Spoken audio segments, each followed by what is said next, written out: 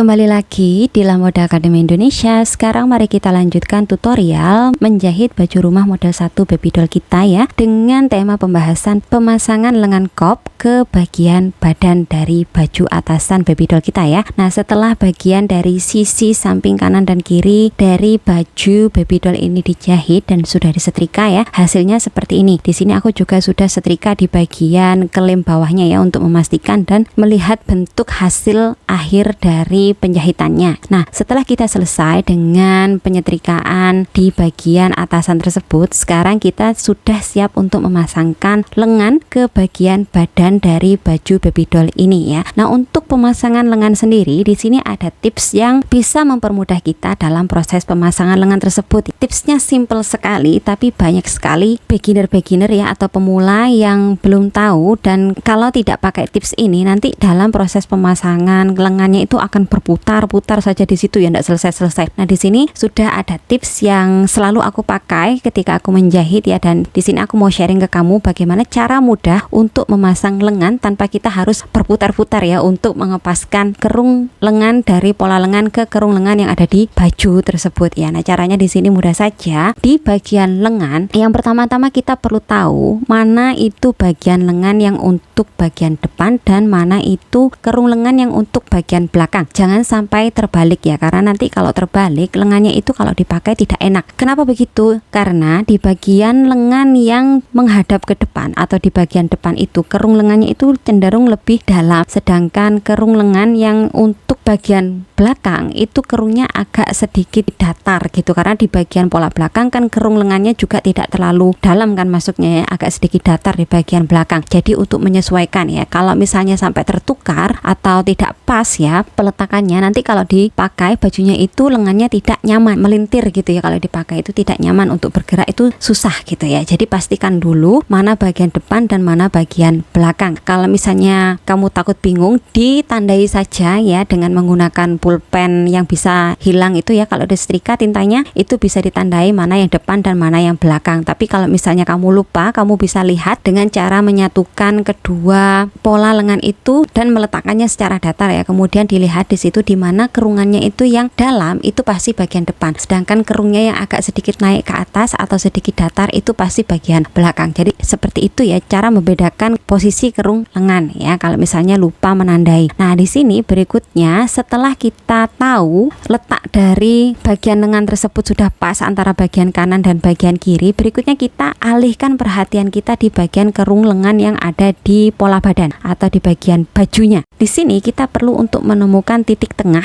dari kerung lengan yang ada di baju tersebut. Ingat, di bagian pola depan kerung lengannya itu jauh lebih panjang dibandingkan dengan kerung lengan yang ada di pola belakang ya. Oleh karena itu di sini kita perlu untuk menentukan tengah-tengahnya dari kerung lengan dari pola depan yang sudah digabung dengan pola belakang tersebut. Caranya mudah ya, seperti yang sudah aku contohkan di video. Jadi kerung lengannya itu kita tarik secara datar bersama-sama gitu ya. Kemudian di situ kita akan temukan ujung dari tengah-tengah untuk kerung lengan yang ada di pola badan tersebut. Nah, kalau sudah ketemu, kita cekris di situ, kita tandai ya posisinya. Nanti kita akan pertemukan tanda cekrisan itu dengan tanda tengah-tengah yang ada di lengan ya, seperti itu. Jadi kita pertemukan terlebih dahulu di bagian pertengahannya ya dari lengan tersebut, lalu kita amankan dengan menggunakan jarum pentul terlebih dahulu seperti itu ya. Kemudian lanjut kita akan fokuskan perhatian kita untuk pemasangan dari sisi lengan dengan sisi jahitan yang ada di pola baju. Di sini agak sedikit tricky ya, untuk pemasangan sisi dari lengan ini tidak lurus dengan sisi jahitan yang ada di bagian sisi baju ya, melainkan kita akan majukan sedikit dari jahitan sisi lengan itu sekitar 1 cm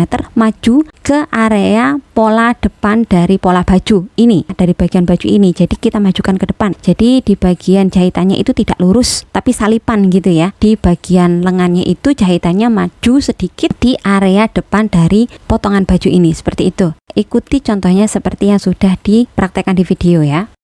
Bisa sama-sama kita perhatikan di gambar berikut ini ya. Ini merupakan cara mudah untuk memahami dari pemasangan bagian sisi jahitan lengan dan juga sisi baju yang sudah dijahit ya. Jadi kedua sisi ini tidak saling bertemu tepat, tapi nanti akan salipan seperti yang sudah digambarkan dengan jelas dengan ilustrasi yang sudah digambarkan di video. Nah, kenapa kita pasang bagian sisi lengan dan sisi dari baju itu seperti ini? Kenapa kita tidak satukan saja, kita pertemukan di satu titik secara tepat? Ini alasannya karena untuk memberi kebebasan kepada si pemakai baju ini ya, untuk menggerakkan tangannya. Karena nanti kalau kita paskan sisi jahitan yang ada di lengan dan juga yang ada di baju itu, kalau dipakai bajunya, area lengannya itu akan tertarik ke belakang. Nah, untuk menghindari tersebut, kita majukan sedikit area penjahitan dari sisi lengan itu ke depan. Jadi lengan itu tetap berada di posisi yang memang seharusnya di situ ya. Jadi tetap berada di sisi dari baju, tidak tertarik ke belakang ketika baju ini dikenakan dan tangan dari si pemakainya itu digerak-gerakkan seperti itu ya. Ini untuk menambahkan kenyamanan saja di area ketiak dan juga lengan pada saat baju yang kita jahit itu dipakai oleh klien kita seperti itu.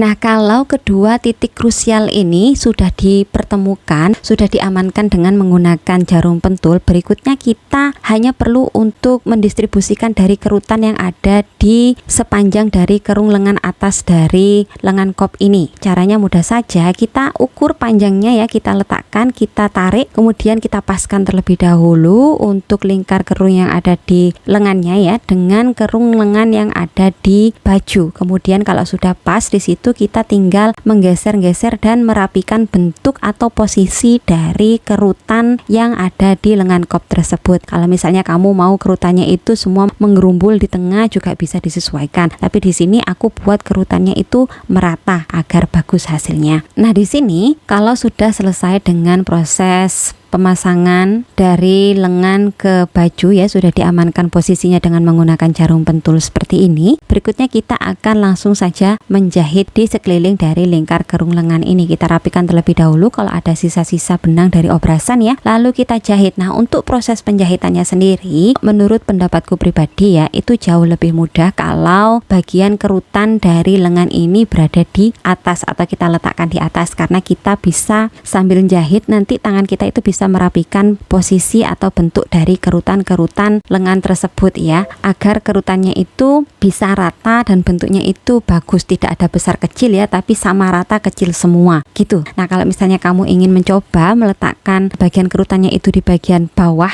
dari jahitan kita ya, langsung dihadapkan dengan gigi mesin jahit juga tidak apa-apa sebenarnya, terserah kamu saja, nanti dicari teknik yang mana yang memang pas dan nyaman untuk kamu ya. Tapi kalau untuk aku pribadi, aku lebih suka menjahit kerutan itu aku selalu letakkan di bagian atas seperti itu.